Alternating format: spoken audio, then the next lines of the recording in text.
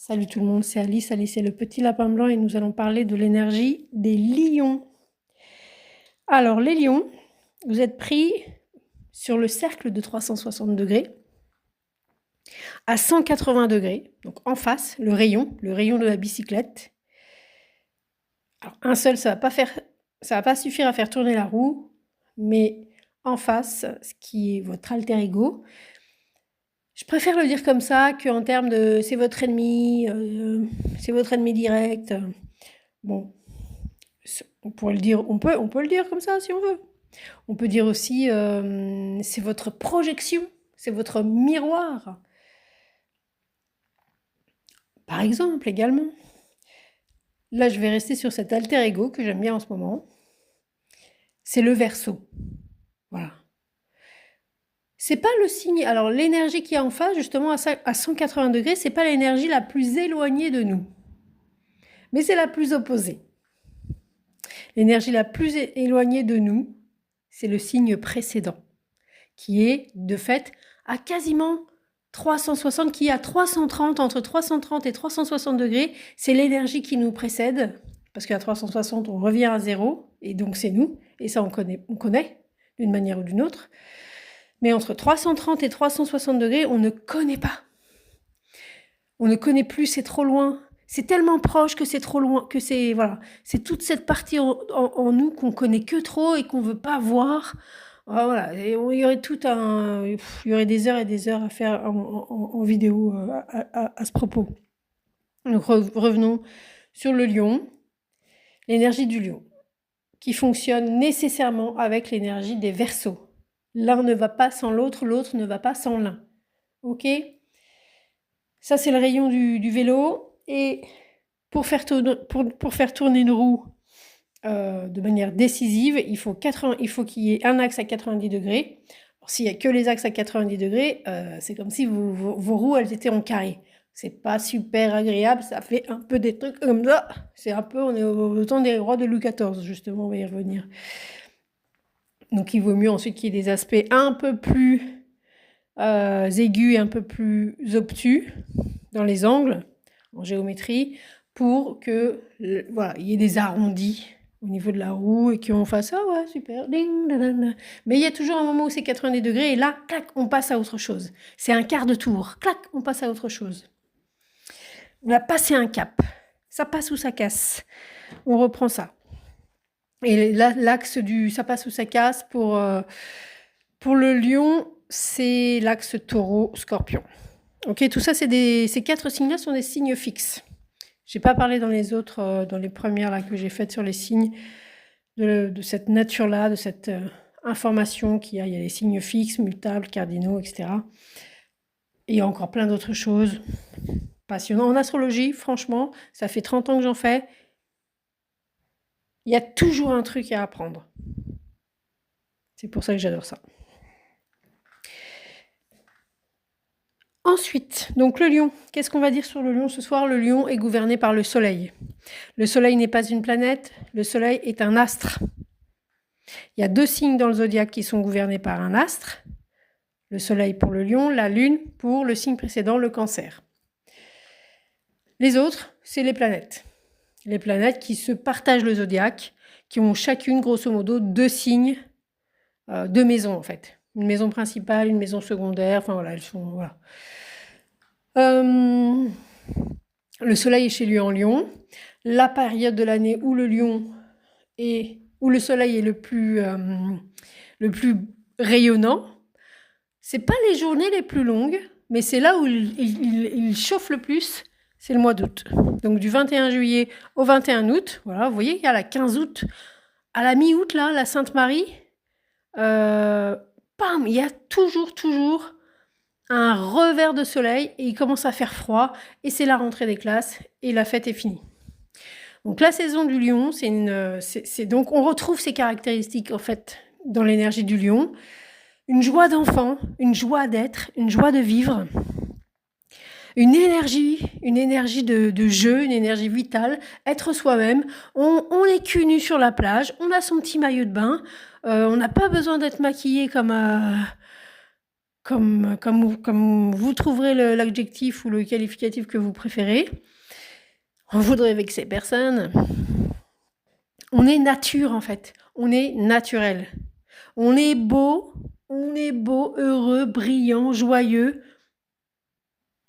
comme ça, comme une saucisse sur le barbecue. Hop, sans rien faire, naturellement, sous la magnanimité du soleil.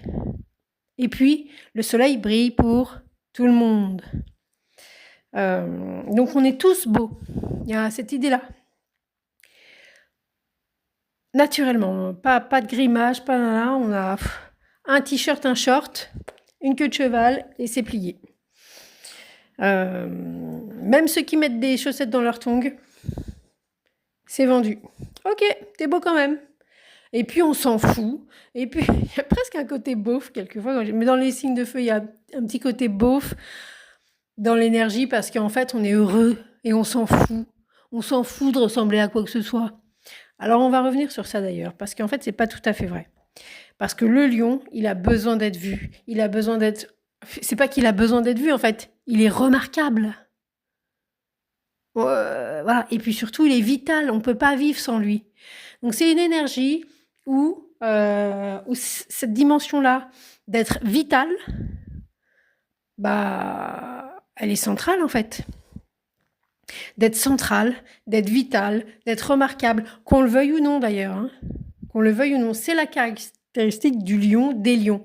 C'est pas forcément des gens qui vont dire oui, mais moi je veux être le plus en vue. La plupart, il y a plein de lions qui n'en ont, mais rien à cogner en fait.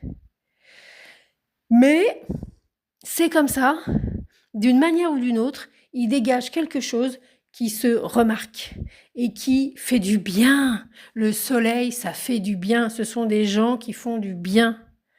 Et c'est pareil. C'est pas une volonté nécessairement. Même si le soleil peut être une énergie de volonté.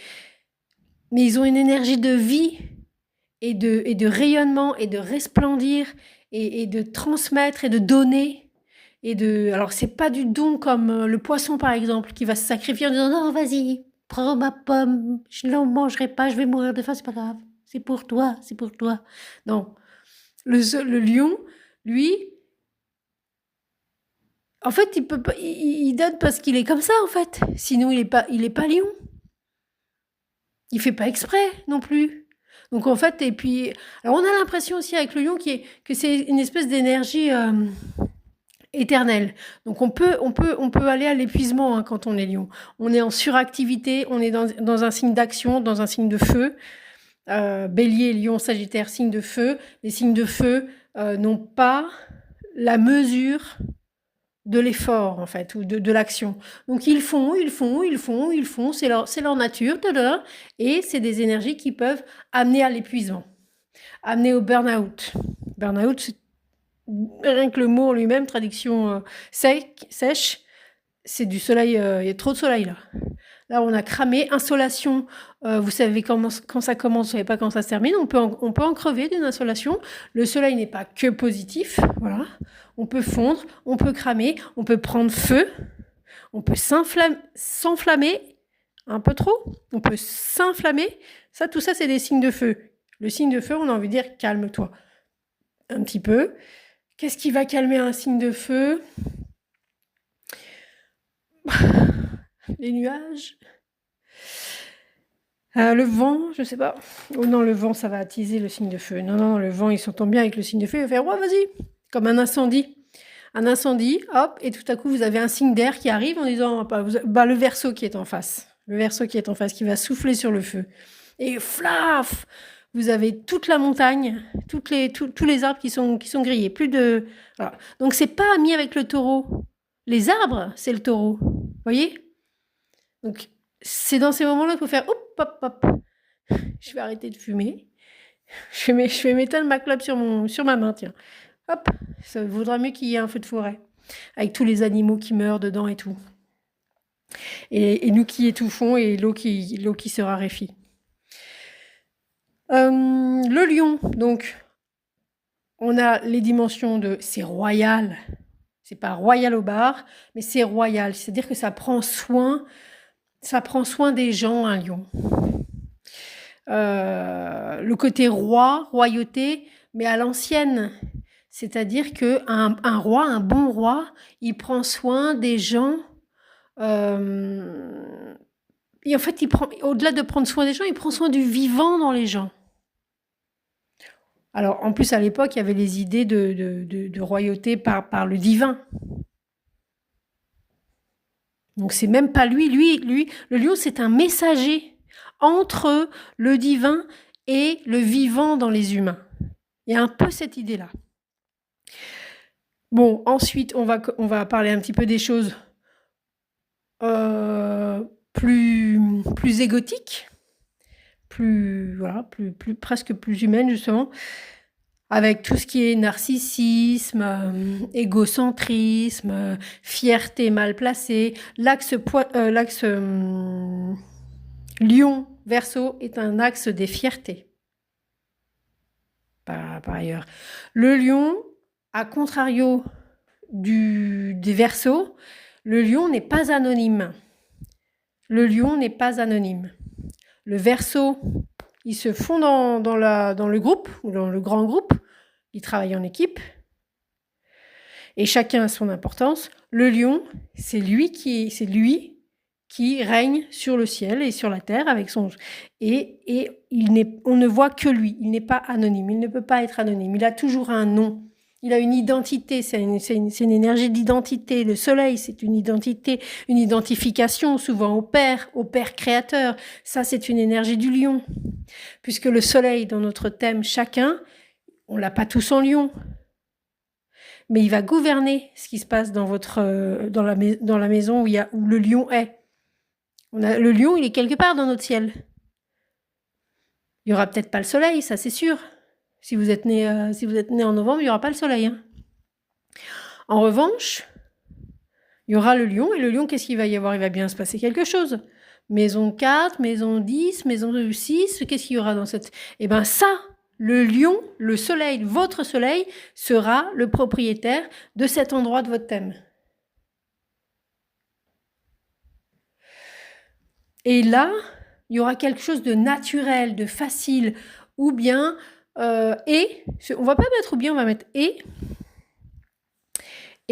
de vivant, de vital, qui vous fait du bien et qui fait du bien aux autres.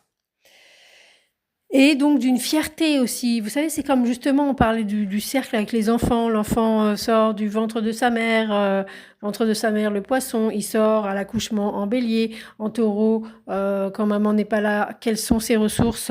Eh ben, ses doigts, ses pieds, ses petits... il touche, il suce son pouce, voilà, il se débrouille, il fait des trucs, quoi.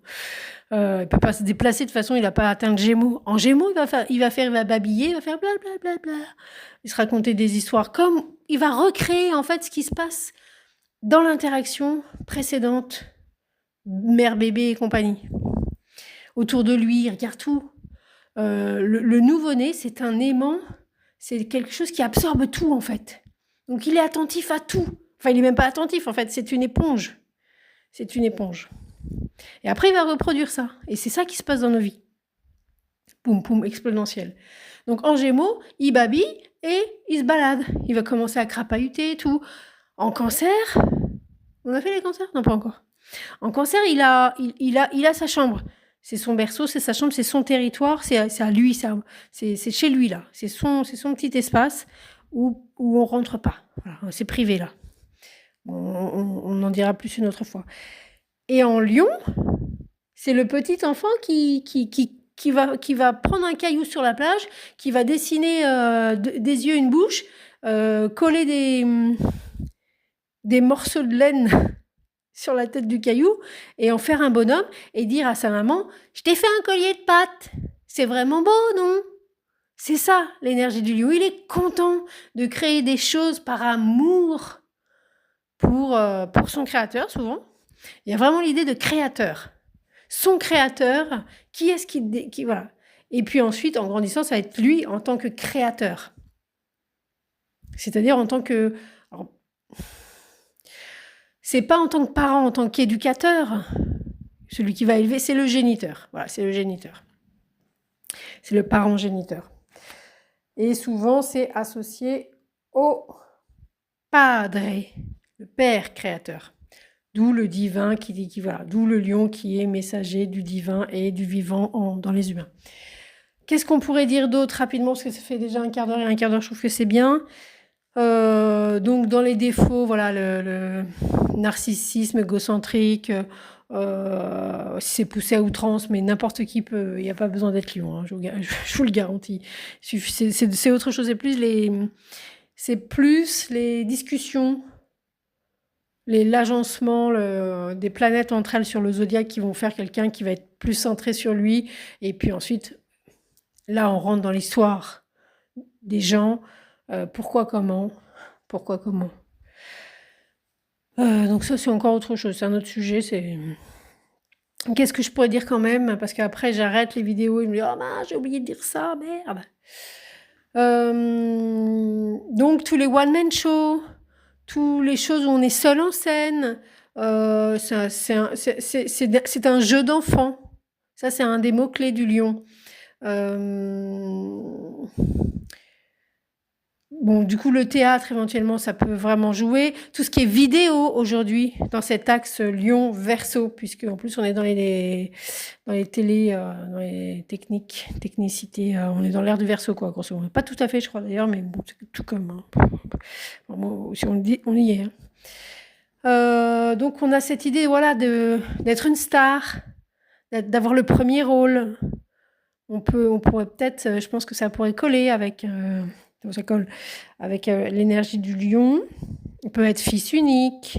Bon, les lions, tous les lions ne sont pas fils uniques ou filles uniques. Il y a aussi il y a des frères et sœurs, mais bon, voilà, il y a certainement d'autres choses. Et elles vont me venir tout à l'heure quand j'irai me coucher ou demain en disant, oh mince, tiens, ça j'aurais pu le dire à propos des lions. Ce qui me donnera l'occasion de refaire un cycle du zodiaque. Plus tard, je vais déjà terminer celui-là. Et puis voilà.